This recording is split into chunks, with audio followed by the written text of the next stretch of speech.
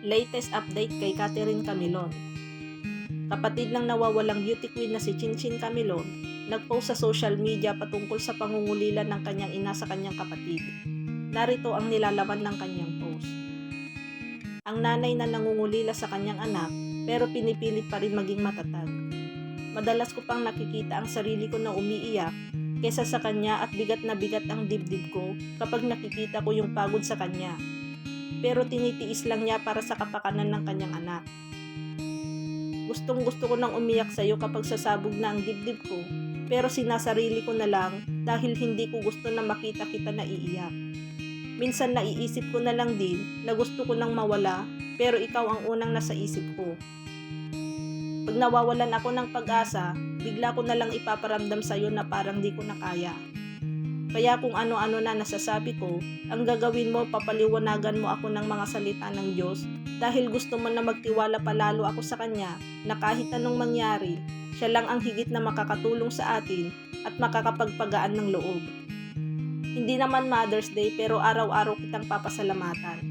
Ikaw pa din ang gusto kong maging nanay sa next life. Bagong taon na pero hanggang ngayon, hindi pa rin nakikita ng mga otoridad at ng kanyang pamilya ang beauty queen na si Catherine Camilon. Halos 3 buwan nang nagsasagawa ng operasyon ang mga tauhan ng Criminal Investigation and Detection Group para mahanap ang kinaroroonan ng dalaga. Matatanda ang noong October 2023 na pabalitang nawawala ang isa sa mga naging contestant sa Miss Grand Philippines 2023 na kasabayan ni Herlyn Budol.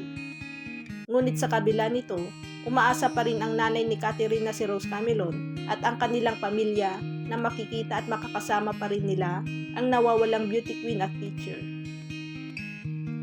Anak, miss na miss ka na namin, mahal na mahal ka namin. Lagi kong dalangin sa ating mahal na Panginoon na ikaw ay makasama na ulit namin.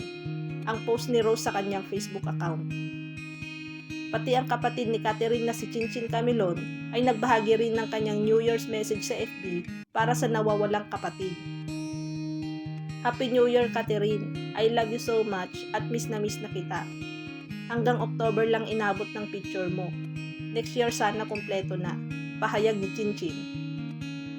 Matatanda ang inaresto ng mga otoridad ang sinasabing boyfriend ni Catherine na si Police Major Alan De Castro matapos akusahan bilang pangunahing suspect sa pagkawala ng dalaga. Nitong nagdaang December 19, isinagawa ang unang preliminary investigation sa kasong kidnapping at illegal detention laban kay De Castro sa Batangas City Hall of Justice, pero hindi ito dumalo sa pagdinig. Sabi ng abogado ni De Castro na si Attorney Ferdinand Benetes, ngayon lang kami nakatanggap ng complaint niya. As of now, wala pa kaming masyadong alam.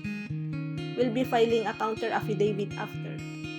Sa isang panayam sa nanay ni Catherine, sinabi nitong, ako wala nang ibang hahangarin para sa mga anak, kundi yung kaligtasan. Basta yung gusto ko, bumalik siya, ligtas, buhay. Simula pa lamang naman nung umalis siya, ni minsan hindi ko inisip na hindi siya makakabalik sa amin. Wala naman kaming ibang hinihiling, kundi yung magkaroon ng linaw. Yung malaman namin kung nasa ng aming anak talaga. 2 buwan na rin, ang hirap. Noon pa lagi kong sinasabi sa kanya na ibalik niyang ligtas ang aming anak. Ilabas niya kung nasaan. Pakiusap ni Ginang Rose sa mga suspect.